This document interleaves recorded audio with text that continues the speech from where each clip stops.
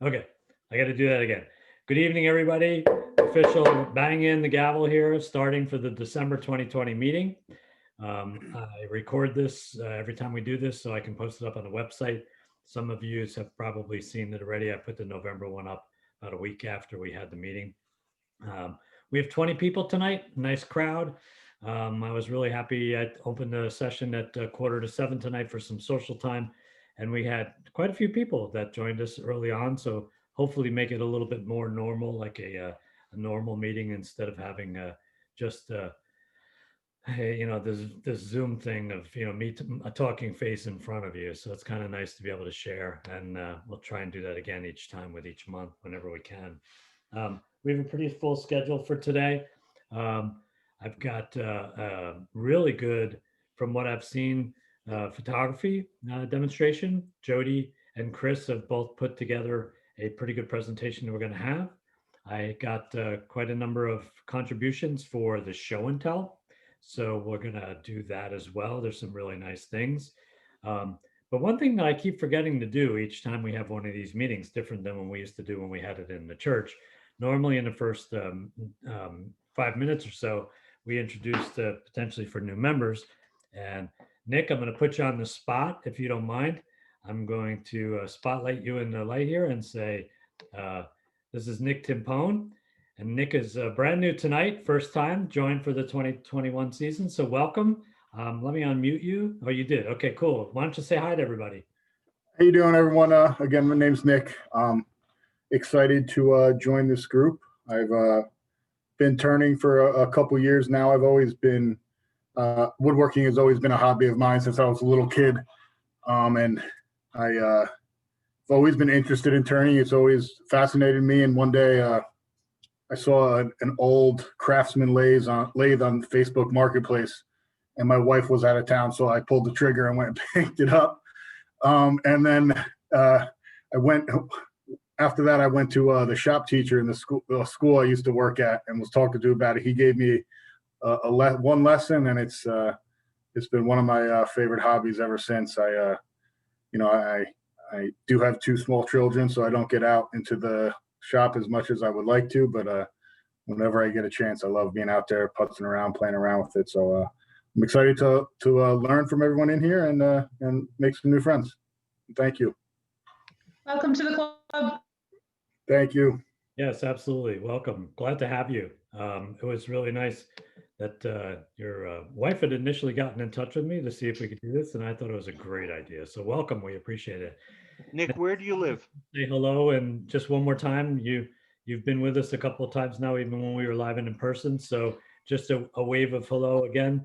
And Jessica has promised us that she's going to be our new member for January meeting. So we'll go from there. But she's been with us a number of times and has done some great things. So we have 21 people tonight, and obviously one new, which is kind of cool. I'm going to go through one or two other things I just wanted to comment on, and then we're going to kind of go. Doug had originally planned on doing the budgetary pieces. So I'm kind of winging it, as you might tell, because I didn't have the time set up to be able to do this. And he's not here, so I wanted to just back up. We're doing fairly well and being able to control costs through a couple different things. We are doing, as you've probably noticed, we're doing the sharing of clubs with the ability for us to share, meetings and costs for meetings. And just so that you all remember, for Monday, or I'm sorry, for the January meeting, we will be sharing with the New Jersey Woodturners. We're going to have a professional demo. And the agreement that we've made, I've actually reached out to 5 other clubs. We're trying to share between 4 or 5 other clubs. And sort of the agreement that we have is that we each seem to have a meeting on a different night than each other. So what we're trying to do instead is we're trying to take and say, okay, for one professional demonstrator, we're going to do it on your club night. And then on another demonstrator, we'll do it on another club's night. So each club will in fact have to have a meeting that's not on their normal club night. So we're up first, January. It's a meeting's going to be on a Thursday night, which is the North Jersey Turner Club's meeting night. We'll be sending out the full agenda. I've already given the date in the emails so that you can, just save the date. We do not have a subject yet. We've been going back and forth. The demonstrator has given us 5 or 6 different options. We've all provided some input to him on based on things that our members do or that we've had demonstrations in our individual clubs. So there's kind of a poll going on right now as to what's actually going to be the demonstrator's project of choice. We've kicked around a few things, and I think it's going to be a good one nonetheless. So this will be a pro demonstrator. There will be no additional cost. I know that we had talked about it in one of the surveys that I did 2 months ago. Everybody was willing to do an extra surcharge for the professional demonstrators, and we're not going to do it this time because of the share.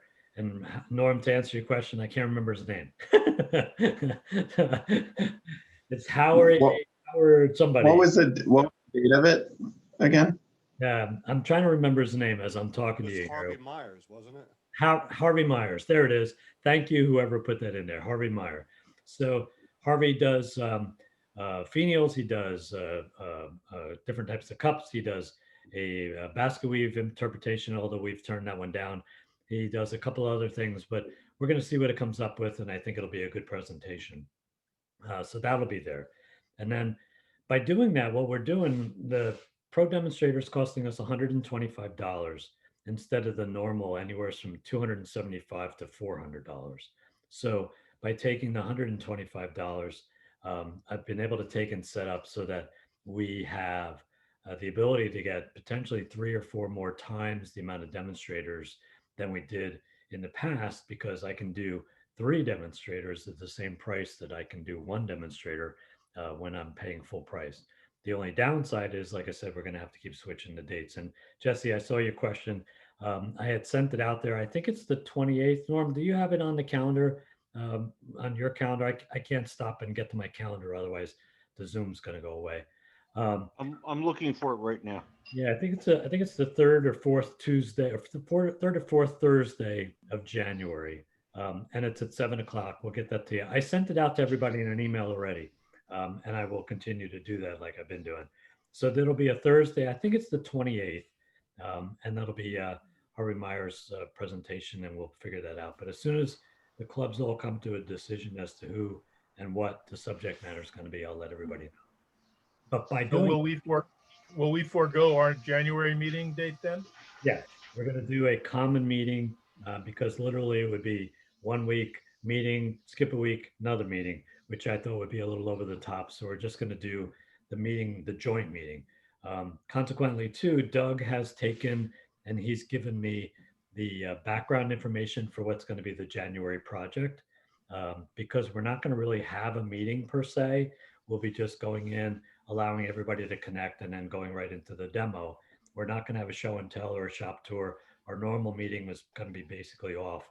So we're going to save the club challenge until February. But what Doug has done is he's put the whole thing together.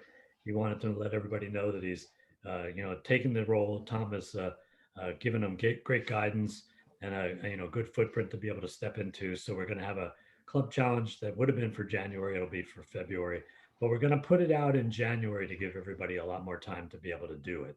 Kevin's Monday, January 25, Monday, January 25. Thank you. right at 7. So we're 1 week later, 2 weeks later, probably a week and a half later. And that'll be the meeting for January. So that'll go into that, and that should be a setup. I think it's going to be a pretty good demonstration. And then from a finance perspective, we've got about 11 people so far that have in fact paid their 2021 dues. We have 52 active members. So needless to say, we've got a lot more people that need to be able to pick up their dues. I thank you for everybody that has paid. I apologize if you keep getting, pay your dues emails, because I can't differentiate who paid and who didn't on all of these things, but we're trying as best we can. And we had some issues getting the credit card processing up on the website. So unfortunately this year, like in years past, you still have to mail a check to Doug. And I know there was a question, can I send cash?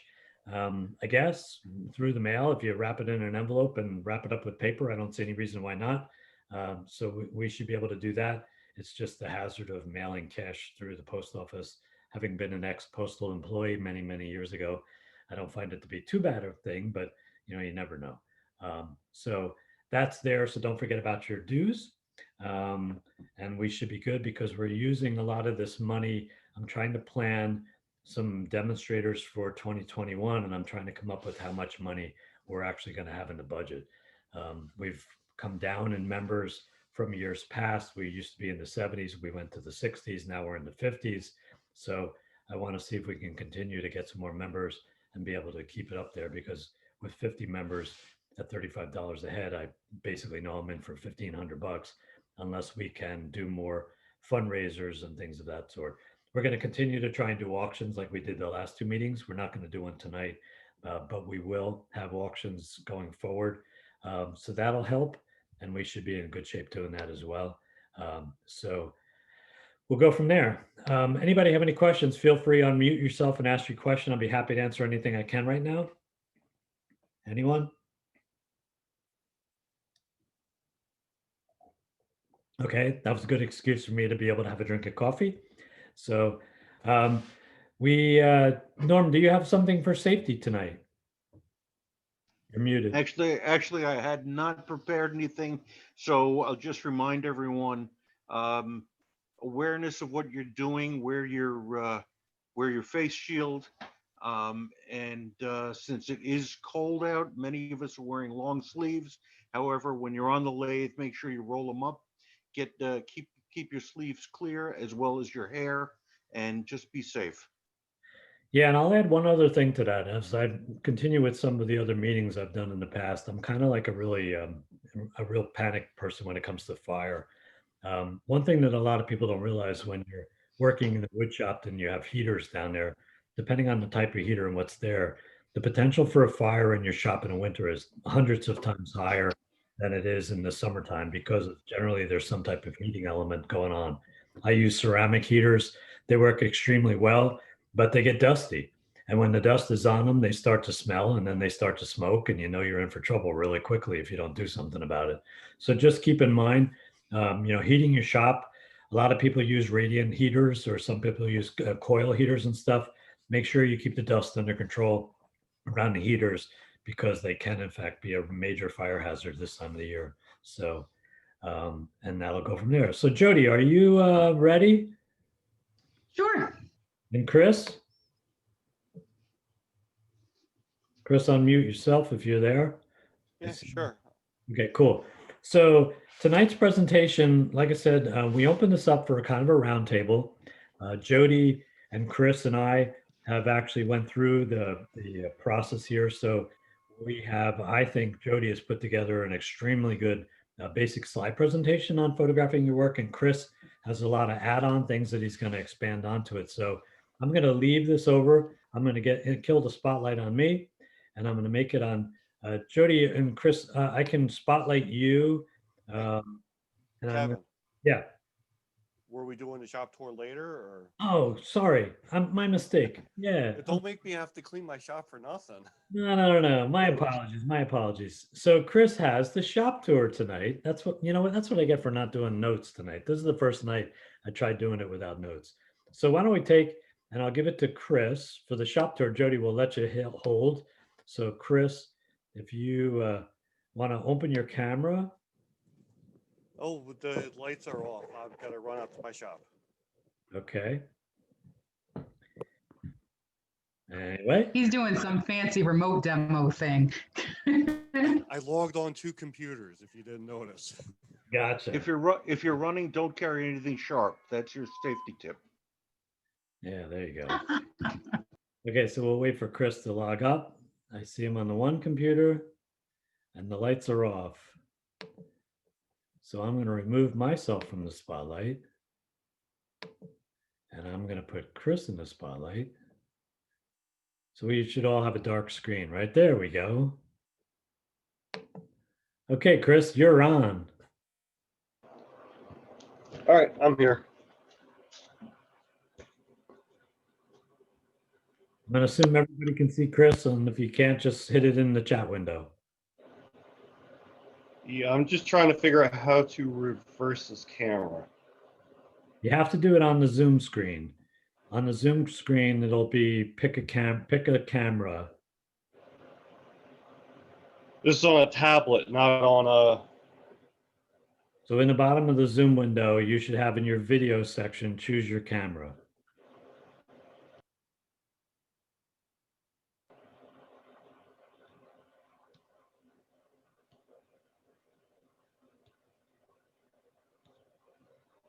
Bruce can tell you how to do this. We had the same issue. But it's actually on the Oh, Zoom. there we are. Got it? I think.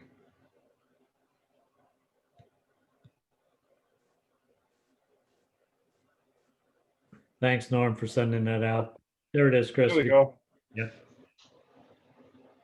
Okay. Let me turn my heater down. Okay, so I'll start with the lathe area. So there's all my tool storage. There's my lathe. There's my camera setup for when I do my what remote lathe is that? demos. What lathe is that, Chris? It's a Grizzly 766. Okay. It's not a Harbor Freight? No, Grizzly, I you haven't said, had that yeah. for years. I actually turned that into a disc sander. Oh. So here's my new addition. I just added a vacuum pump system in. Since Frugal came back online and he's got new pumps now.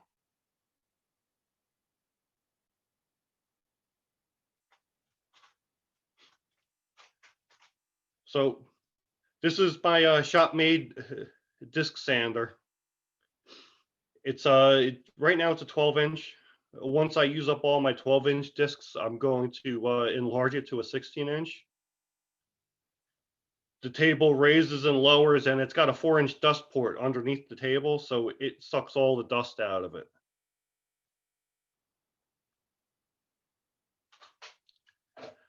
There's my mini lathe that I used to take to places to do demos, but that place is no longer around.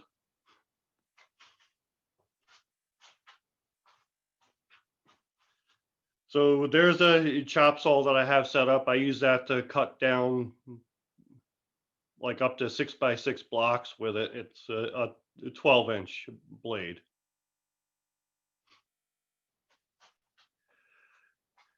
There's my newest addition, a 17-inch bandsaw. It makes prepping bowl blanks so much easier than doing it with a chainsaw.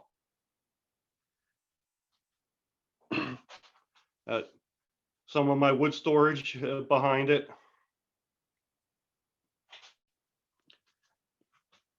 There's a buffing station.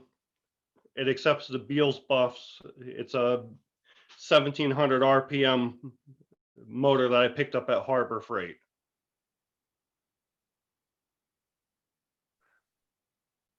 Chris, what brand was your bandsaw? It's a Grizzly. It's the anniversary series. Okay. And you can cut 17 on that? I could. That's the throat. That's the throat width. It'll do up to 12 inches in height. Okay. I've cut probably a handful of like 6 to 8 inch thick bowl blanks with it, and it cuts the maple like butter. Nice. So there's my grinder station. More wood storage up above it, and there's all my my board lengths way up high.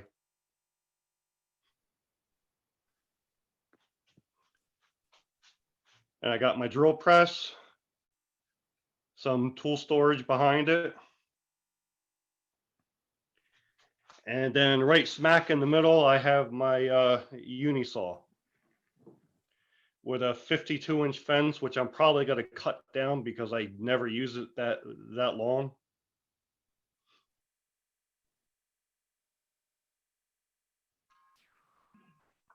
Chris, what kind of heating system is it and how effective is it?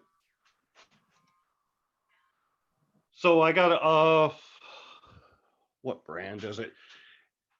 It's a 3,000, 6,000 watt Doctor heater. It's 220. It heats the shop up really good. It's my garage is like, I think a 16 or so feet wide by like 21 feet long.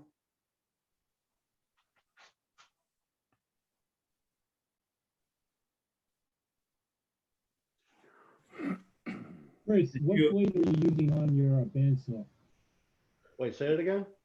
What blade are you using on the bandsaw?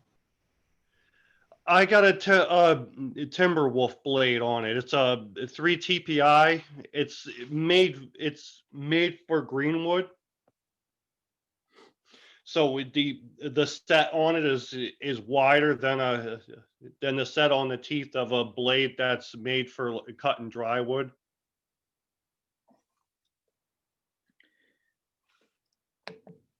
And Chris, I see insulation on your door. What did you do to make your space stay a little bit warmer with, the heater for one, but did you insulate everything or how did you get it so you can work out there in the winter? Well, the wall on the side that shares the house is insulated. I insulated the opposing wall. That one didn't even have sheetrock on it, so I was able to easily get insulation in there. Yeah. Obviously, I did 1.5 inch insulation in the door, and I blew about 6 inches of blown-in insulation on the ceiling. So it holds temperature pretty good. The heater only, when I'm out here, it may kick on maybe every hour for a couple minutes. Yeah, that's not bad. Yeah, I turn it down to its lowest setting when I'm not in here, and that keeps it maybe around like 50-ish degrees in the wintertime. Hey, Chris, do you have air conditioning for the summer? Yeah, it's called opening up the door to the house and sticking a box fan in it. It works surprisingly well, unless I run my dust collector. Oh, that's another. The dust collector is outside. I built a little building, but there's the VFD, the variable frequency drive. It's a 3 horsepower, or it's a 2 horsepower 3-phase motor. So I can actually adjust how fast it spins. So that I'm doing something that I want to collect dust, but it doesn't make a ton of dust. I can turn the speed of the fan down so that I'm not hearing the fan run. Do you exhaust it outside or do you bring it back in? Oh, I want efficiency, so I dump all the air outside. I don't lose that much heat. All right, so we're gonna go down into my basement now, where I do the rest of my stuff. It's like a horror movie. Dun, dun, dun, dun, dun. Ooh, scary. So I'm passing the catch-all room. So Well, everything on our side is black, so you're not giving away Yeah. any secrets. well, that's why I covered it up. All right, so here's my dried blank storage. Nice. Quite the collection. Yeah, pretty much all those hollow forms are dried and ready to turn. I just been, I guess, too preoccupied or lazy, whichever you want to pick. So here's the spot where I prep all my blanks. There's where I do my markouts for when I do basket weaves.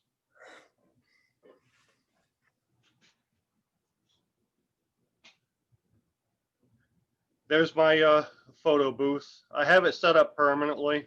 It's made out of 1-inch PVC. That's pretty cool. We'll be talking more a little bit about that in a few minutes, everybody. Okay, and then turn this light on. So here's the spot where I do all my oil finishes.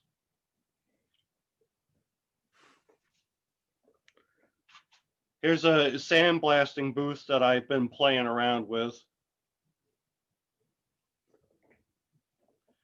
Homemade. Sandblasting wood, Chris? Yes. Yeah, What- using it to make texture. Basically, it when you sandblast like softer hardwoods, you'll remove all the softer wood between the rings.